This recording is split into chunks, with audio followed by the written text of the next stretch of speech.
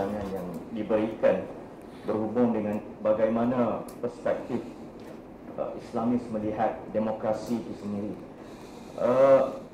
Berhubung dengan kritikan terhadap PAS, teringat saya suatu ketika dulu ada kritikan yang diberikan oleh Profesor ketika itu Aziz Bari berhubung dengan kepimpinan ulama ataupun kepimpinan Tuan Guru Haji Hadi. Satu reaksi yang dikeluarkan daripada secara press statement oleh pemuda wilayah persekutuan yang bagi saya begitu dangkal, menyatakan bahawa ini adalah pandangan Profesor Sekolah Tadika. Bagaimanapun selepas itu saya terbaca dalam satu pandangan yang dikeluarkan oleh Tuan Guru Ni Abdul Aziz yang menyatakan semua orang boleh mengkritik PAS, memandangkan PAS berada dalam politik, PAS bertanding dalam pilihan raya. Jadi bukan saja PAS subject to be criticized by the members of PAS, tapi juga oleh public at large, memandangkan PAS terlibat dalam pilihan raya. Jadi itu bagi saya pandangan yang demokratik bagi saya. Dan berhubung dengan proposal ataupun share yang dibuat oleh doktor terhadap PAS, tapi teringat juga saya kepada dulu Nakib ada sebut kalau kita nak jawatan ni dia panggil hubur riasah. Pernah dengar? Bukan hubur raisah, bukan kan? Siapa pandai Arab dia faham tu apa beza dia. Okey, tanpa melengahkan masa, saya membuka ruang kepada semua untuk melontarkan pandangan ataupun persoalan kepada ahli panel kita pada hari ini. Oh, ada. Okey. Persilakan. Mic di tengah. Dipersilakan. Assalamualaikum warahmatullahi dan selamat sejahtera. Saya nak tanya Dr. Mujahid tentang PAS dan dasar PAS yang mengatakan bahawa PAS menerima demokrasi itu sebagai alat menerima proses parliamentary demokrasi. Sejauh mana PAS bersedia untuk menerima golongan sekularis untuk menyertai PAS? Kalau mengatakan bahawa PAS itu sendiri menerima sistem asas demokrasi, adakah golongan sekularis ini mendapat tempat atau peluang untuk menyertai PAS? Itu saja, terima kasih. Assalamualaikum, saya Albert Rinos. Okay, saya nak tanya dua soalan. Sebelum tu saya nak pergi ke abstrak dulu tentang perbandingan Malaysia dan negara lain. Contohnya saya petik tentang negara Korea. Korea dan Malaysia berjalan bersama, dijajah bersama. Tetapi apa yang berlaku di Korea pada tahun 1950-an, mereka berperang ideologi di antara komunisme dan demokrasi. Dan bila berperang ideologi, hasil sekarang ni mereka ada dua sistem, autokrasi dan demokrasi. Tapi perbandingan antara dua negara ni, sebenarnya sistem itu berjaya. Demokrasi di South Korea berjaya dan autokrasi di North Korea pun berjaya. Di mana rakyat di North Korea begitu sayang dengan pemimpinnya. Dan di South Korea kita boleh lihat negara dia begitu maju dan sistem demokrasi itu berjalan lancar. Di mana kita boleh lihat sekarang pemimpin dia bertukar arah menyumbang pada yang wanita tu kan. So soalan saya, adakah individu itu merosakkan sistem ataupun sistem yang merosak individu? So yang pertama. Yang kedua, sebab saya baca ni tentang Islam and Social Justice. So saya baca socialist are actually inspired by communist.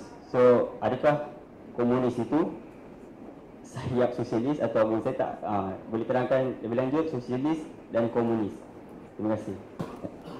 Terima kasih. Bismillahirrahmanirrahim. Assalamualaikum warahmatullahi wabarakatuh. Pertama-tama yang saya hormati Akhina Al-Kiram Dr. Farouk Musa dan juga dari pejabat Partai Politik PAS dan juga Brother Rizky. Barangkali saya dalam kesempatan ini saya ingin membagi pengalaman karena tadi Brother Rizky menyampaikan bahwa Betul, saya tahun 1998 I was activist of the student movement in 1998 yang berhasil menjatuhkan rezim Soeharto bersama dengan teman-teman aktivis di Indonesia.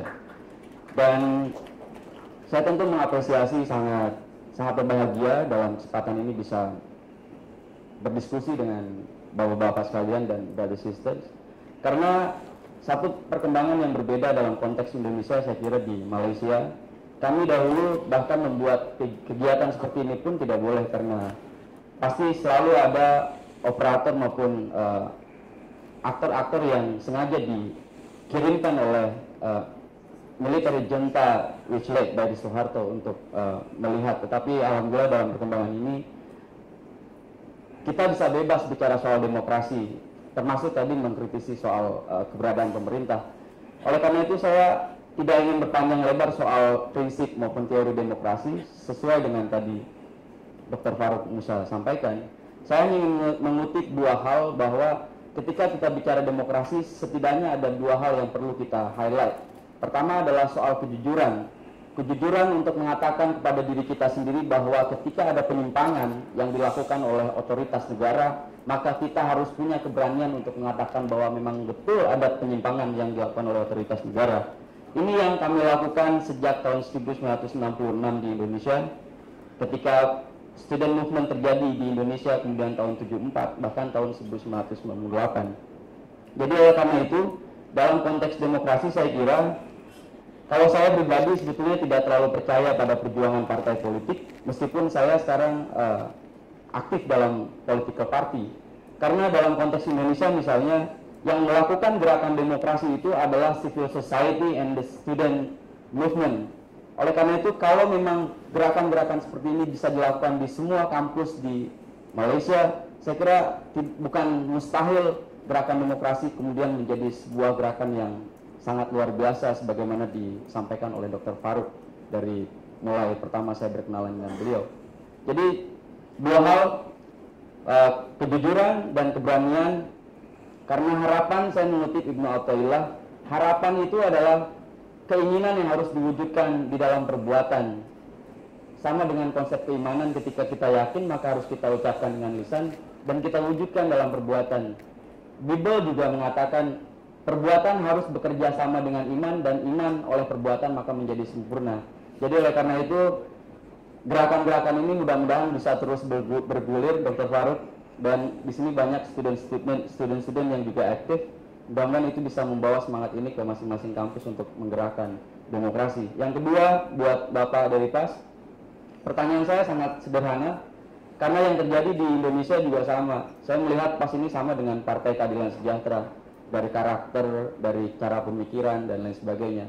Pertanyaan saya sederhana, bagaimana Bapak yang tadi Bapak sampaikan adalah Islamis yang demokrat, memandang kalau di satu negara di Malaysia ini, satu daerah ada pembangunan gereja, ada church building. Karena ini jadi problematik yang sangat besar di Indonesia ketika banyak kelompok-kelompok radikal yang selalu menentang pendirian atau pembangunan gereja, dan itu masalah besar dalam demokrasi di Indonesia. Terima kasih. Wallahu muwaffiq ila aqwamit thoriq. Wassalamualaikum warahmatullahi wabarakatuh. Saya dari Singapura, dan hari ini kita ada by election in Singapore. So if that's an issue of functioning of democracy, that's one of it. But Islamists in Singapore will never be able to form a political party, simply because it's against the law, and also to form any religious-based party, and also for the fact that Muslims are minority in Singapore. So that configures quite interestingly in the whole concept of why is there a need for an Islam-based party. Now, if you mention Dr. Mujahid Rawai, and I'm appreciative of that you're talking of substance, not form, not the formalistic Islam, then can you please explain a bit more the rationale and the need for an Islam-based party? If you talk about substance of democracy, of justice and all that, then any party which can unite people of all races and religion ought to be the vehicle. Why is there a need for an Islam-based party? This is if you were to compare, for example, what happens in Indonesia, this is basically what Cak Nur, Khalis Majid has been saying: Islam yes, Parti Islam no, because there is this idea that the moment you put Islam as a vehicle of a political party, then there is a tendency to politicize Islam, and there is a tendency to want to exert supremacy. So what happens when an Islam-based party assumes power? Will that then, I mean, the whole question of distancing between Islam and power, making Islam as the supreme object, yeah, to be imposed of a certain interpretation of the Islam-based party, then that becomes problematic. Jika kita mahu Islam menjadi nilai kehidupan, bukan kita harus menjauhkannya dari kekuasaan, ya, kerana kekuasaan itu sangat problematik, dan supaya kita lebih bebas mengkritik kekuasaan dan tidak terjebak di dalam proses mempolitikkan Islam. Because at the end of the day, possibly, we might want to think, is it really about asserting the supremacy of Islam? If that is the case, then how do we try to deal with this whole problem of equality of citizenship, for example? So these are some of the tensions that I want to hear your views from. Thank you. Okey. Jadi saya nampak saudara Muhammad. Last. Assalamualaikum warahmatullahi wabarakatuh. Terima kasih kepada Dr. Farouk dan Dr. Zahid. Soalan saya pada Dr. Zahid, pertama saya menguji PAS, menguji perubahan yang berlaku dalam PAS. Kalau kita bandingkan early 80s dan sekarang sangat jauh berbeza dari cara pembawakan. Jadi saya nak tanya, oleh kerana PAS sekarang ini yang memegang kepimpinan itu majoriti lah dari kalangan ulama, jadi bagaimana mereka menerima pandangan dan pendapat daripada golongan ataupun orang yang membawa idea baru seperti Dr. dan Dr. Zulkifli yang jadi bagaimana mereka menerima pandangan tersebut untuk membawa pembaharuan dalam PAS. Kemudian baru-baru yang muktamar dan ada satu video Dr. Penelitian Bura Dr. Hadi Awang mengatakan bahawa PAS menerima semua golongan, termasuk golongan Khawarij dan sebagainya, dan saya rasa mungkin ini pun banyak dimanipulasi oleh media. Jadi bagaimana PAS menstabilkan keadaan tersebut dan meyakinkan semua golongan bahawa PAS akan menjamin keadilan untuk semua semasa berkuasa nanti. Dan saya juga ada membaca soalan kedua, saya ada membaca artikel Dr. Baik mengenai perkembangan di Mesir sekarang ini, yang dikatakan bahawa Morsi ini seorang presiden tanpa kuasa, dan ada yang mengatakan bahawa beliau kemungkinan akan menjadi Mubarak yang baru. Jadi saya minta sedikit penjelasan. Terima kasih. Terima kasih saudara Muhammad. Saya percaya dia banyak mengkaji sebab dia sebut dia observation dia early 80s. Sebab early 80s tu saya baru lahir. Dia banyak mengkaji, saya percaya. Saya bagi pendek saja. Bismillahirrahmanirrahim. Assalamualaikum warahmatullahi wabarakatuh. Saya Zainal Fakar Yaakob, wartawan blogger BJ Zainal Fakar. Saya membayangkan yang forum ini sedang melonjak satu dimensi yang baru dalam demokrasi di Malaysia, termasuk dalam demokrasi dalam sebuah politik Islam. Dan saya percaya bahawa perubahan boleh berlaku dalam 4 keadaan berdasarkan kepada bacaan peribadi lah. Pertama melalui pendidikan, yang kedua melalui jalan raya ataupun radikalisme, yang ketiga melalui perundingan, dan yang terakhir melalui konstruktif, membina kerangka perubahan dan siapa pun duduk dalam kerangka tersebut boleh berubah. Merujuk kepada buku daripada Dr. Mujahid mengenai bagaimana kita nak merubah PAS dengan 4 rindu dan sebagainya itu, saya tanya secara peribadi, kalau kita tak boleh contoh sistem syura ataupun sebenarnya demokrasi ini lebih mendekati ijma' yang menjadi sumber hukum syarak. Kerana dalam sistem demokrasi ini semua orang partisipan, ulama, tak ulama, pelacur dan sebagainya, semua mempunyai kuasa untuk menentukan sesuatu yang dalam perkara ijtihadiah.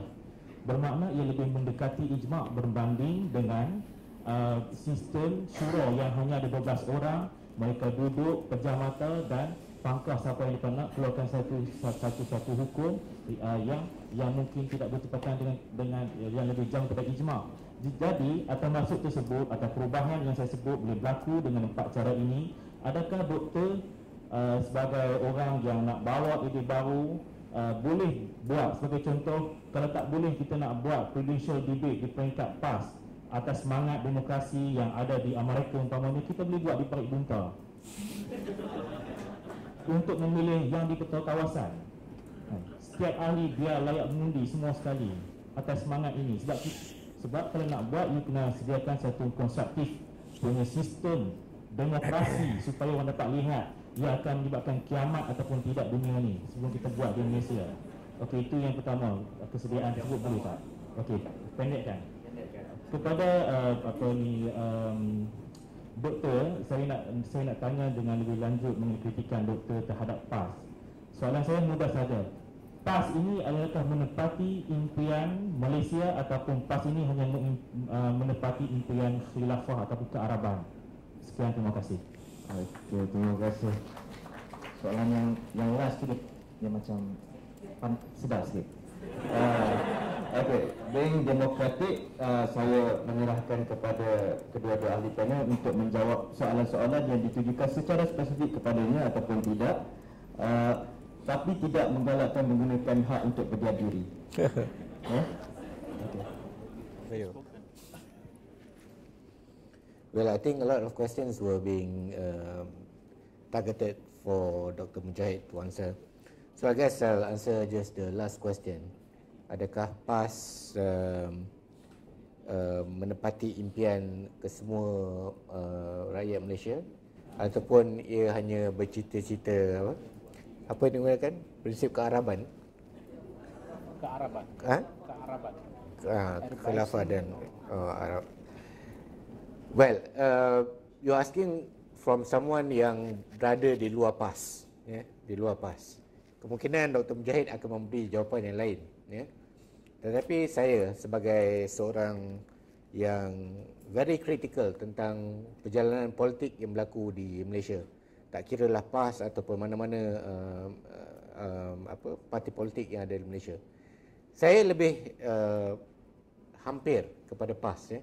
Dr. Mujahid adalah kawan, rakan sesekolah dengan saya, dan we share the same ideologies, same ideology untuk basically untuk melihat bahawa apresiasi Islam yang lebih demokratik di Malaysia ini. Tetapi apa yang menjadi masalah utama yang ada pada ketika ini bagi saya kemungkinan tidak di-share oleh Dr. Mujahid adalah terdapat satu kita panggil perdebatan atau pertentangan antara dua golongan yang utama yang ada di dalam PAS. Satu saya namakan sebagai golongan Islamis Demokrat, Dr. Mujahid salah seorang padanya, Dr. Zul dan sebagainya. Dan yang kedua adalah daripada kalangan golongan pure Islamis, Islamis yang percaya dengan konsep Islamism, iaitu al-Islam wa daulah, konsep asas yang telah dimulakan oleh pada zaman Imam Hasan al-Banna dahulu, yang masih lagi dan diteruskan oleh Asy-Syahid Said Qutb dan masih diperjuangkan, iaitu konsep untuk menegakkan Islam sebagai agama dan negara yang merangkumi ad-din wa daulah, yang merangkumi segala-galanya, dengan konsep bahawa, dengan slogan yang mengatakan bahawa al-Islam huwal hal, Islam adalah penyelesaian bagi kesemua masalah. Saya selalu mengatakan bahawa terdapat masalah besar dalam kefahaman yang mengatakan bahawa Islam adalah penyelesaian kepada kesemua masalah. Dalam banyak ceramah yang saya telah sampaikan, dan in fact semalam saya telah nyatakan juga pada beberapa orang sahabat, bahawa konsep Islam huwal hal ni adalah konsep mengatakan bahawa whatever problems yang ada pada ketika ini, problem ekonomi ke, dari segi pendidikan ke, dari segi moral ke, dari segi politik dan sebagainya, Islam telah pun menunjukkan penyelesaian. Penyelesaiannya telah ada dalam Al-Quran dan As-Sunnah. Tetapi apa yang harus difahami adalah bahawa Al-Quran it's not a manual macam saya selalu sebut ICU manual. Saya sebagai seorang doktor, saya terpaksa menjaga CICU, Cardiac Intensive Care Unit, di mana dalam Cardiac Intensive Care Unit ini kita ada manual. Maksudnya kalau pesakit ini kita diagnose berdasarkan ECG-nya, oh this is arrhythmia, or this is supratachycardia dan sebagainya. Maka what is the treatment for arrhythmia? Dah ada dalam manual. First class drug, second class drug, third class drug, fourth class drug dan sebagainya. Berapa dosnya? Berapa miligram per kilogram body weight dan sebagainya. Dah ada manual. Tetapi Al-Quran bukan manual macam manual CICU. Al-Quran tak ada manual sedemikian. Al-Quran hanya menjelaskan seperti mana dikatakan oleh Rashid Ghannouchi, prinsip-prinsip asas dan dasar yang perlu ada. Iaitu untuk mencapai matlamat apa yang dikatakan oleh Islam. Iaitu keadilan, al-adalah, justice, equality. Perkara-perkara asas ini yang perlu kesetaraan, persefahaman, persaudaraan. These are the principles yang perlu dituju ataupun dicapai oleh sebuah gerakan yang ingin mendaulatkan Islam. Kerana Al-Quran bukan manual yang telah cukup segalanya, kerana itu tidak akan ada seperti mana yang disebutkan semalam, satu sistem yang kita katakan, okey, ini ekonomi Islam, oh ini politik Islam. There's no such thing seperti itu. Kalau kita katakan politik ekonomi Islam ni adalah sifatnya macam mana, kita nak tahu apa dia. Sebab apa, kalau kita kaji balik dari segi Al-Quran, prinsip-prinsip yang terkandung dalam Al-Quran itu adalah contohnya dalam banyak ayat Al-Quran, faqur raqabah, au itamun fi yaumin zi masqabah, yatiman za maqrabah, au miskinan za matrabah. Ayat-ayat yang menyuruh kita supaya care for the poor and the needy, iaitu ayat-ayat dan banyak ayat-ayat yang lain. Kesemua melalui kefahaman kita yang terutama bagi saya dan sahabat-sahabat yang berada dalam IRF adalah ia menunjukkan bahawa Islam lebih cenderung kepada kiri daripada kanan. Faham? Iaitu Islam lebih cenderung pada apa yang dinamakan sebagai sosialisme daripada kapitalisme. Ini adalah term yang moden. Sebab itu saya katakan bahawa kalau konsep yang kita katakan bahawa okey, ini ekonomi Islam, tapi kita dapati bahawa banyak daripada konsep ni katakan ekonomi Islam ataupun perbankan Islam dan sebagainya adalah sebenarnya kalau dikaji, mungkin ada orang yang daripada jurusan ekonomi dan perbankan di sini, kita akan dapati bahawa bagi saya adalah lebih zalim daripada sistem konvensional yang ada. Kerana kita menggunakan beberapa kalimat-kalimat Arab, mudarabah, musyarakah lah, itulah, inilah semua, untuk justify penindasan yang berlaku, yang lebih teruk daripada apa yang ada dalam sistem konvensional yang ada. So there's no point untuk perkara yang sedemikian untuk berlaku. What is important ialah the essence, the essence daripada apa yang kita hendaki dan apa yang hendak dicapai. Jadi bagi saya pertarungan itu adalah pertarungan yang senantiasa yang sekarang ni sedang berlaku dengan begitu hebat, iaitu di kalangan Islamis Demokrat dan juga daripada kalangan Islamis, pure Islamis itu sendiri. Dan golongan ini adalah mereka percaya bahawa rhetorics, bahawa Islam memberi keadilan, Islam memberi kesesamaan, Islam memberikan, akan menjaga hak-hak wanita, Islam akan menjaga hak-hak muka Islam. Tetapi pada ketika yang lain, mereka akan berkata bahawa sekiranya Islam dilaksanakan, maka these are the things yang kita mesti ikut dan tidak boleh dibantah. Seperti mana yang saya katakan tadi, we are more concerned with issues regarding how women should dress in public dan sebagainya, rather than the spiritual basis of it. Jadi kita akan kerugian, kita akan tidak dapat mencapai matlamat apa yang dikatakan. Kerana itu bagi saya, selama mana golongan-golongan Islamis Demokrat ini tidak dapat untuk merubah cara hala tuju ataupun buku Dr. Mujahid Bahtera Perubahan, ya. Itu Dr. Asri. Oh, Dr. Asri. PAS baru. PAS baru, ya. PAS baru. Ingat Confused dengan Dr. Asri, ya. PAS baru, jadi menunjukkan bahawa sekali mana kita tidak dapat menuju kepada PAS baru itu, maka the struggle is still on. Yeah, the struggle is still on. Yang menjadi pelik dan heran bagi saya adalah golongan pemuda dalam PAS yang sepatutnya menerajui perubahan di masa hadapan bersikap lebih dogmatik, ya, lebih terkebelakang, ya, lebih terbelakang. Yang hanya diperjuangkan apabila ada konsert, siapa-siapa yang akan datang, itu kita akan buat demo untuk menentang konsert dan sebagainya. Ini menjadi benda yang priority, ya, dalam perjuangan. So it's very difficult. Dan bagi saya nampak ini adalah perjuangan yang berterusan, dan selama mana PAS tidak dapat merubah wajahnya supaya ia menjadi sebenar-benar parti yang mempromosi demokrasi, ya, dan menunjukkan bahawa dia bercita-cita sebagai seorang Muslim Demokrat. Pemimpin-pemimpinnya adalah pemimpin-pemimpin Demokrat yang benar-benar bercita-cita dan berperwatakan sebagai seorang Demokrat, maka amatlah sukar untuk kita mempengaruhi mereka-mereka yang berada, yang mungkin bersikap di atas pagar ataupun yang selainnya. Ya.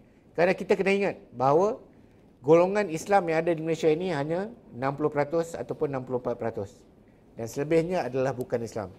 Kerana itu kita kena bersikap bahawa kita boleh menarik seberapa ramai rakyat supaya bersetuju dengan perjuangan yang kita perjuangkan. That's the most important thing. Dan tidak ada perjuangan yang kita dapat dapat menarik mereka-mereka ini, melainkan perjuangan yang bersifat seperti mana perkataan yang digunakan oleh Dr. Mujahid tadi, bersifat wasati, ya. Kita mesti memperjuangkan wasati, ya. Kesederhanaan dan pertengahan dalam kesemua benda, ya, dan tidak terlalu ekstrim dalam cuba untuk impose our ideas and our beliefs on others, ya. Seperti mana trying to tak habis-habis perdebatan yang tak selesai adalah perdebatan tentang hudud umpamanya. Kita bagi terlalu banyak prioriti, ya, sehingga ia menjadi satu isu yang senang untuk create disunity among pakatan rakyat itu sendiri. Kerana kalau kita melihat buku jingga, isu hudud tidak pernah diperbincangkan dalam buku jingga, iaitu satu jadi prinsip asas kepada ketiga-tiga parti utama yang ada dalam Pakatan Rakyat itu sendiri. Tapi isu ini dimainkan, ya, dimainkan, and we play along, ya, we play along. Ditimbulkan oleh sebelah pihak dan kemudian we responded to it. Kalau kita tidak respon, kalau kita diam adalah lebih baik. Tapi bila kita respon dan kita menjadi reactionary towards perkara-perkara seperti ini. Itu pandangan saya. InsyaAllah kita minta pandangan Tuan Mujahid.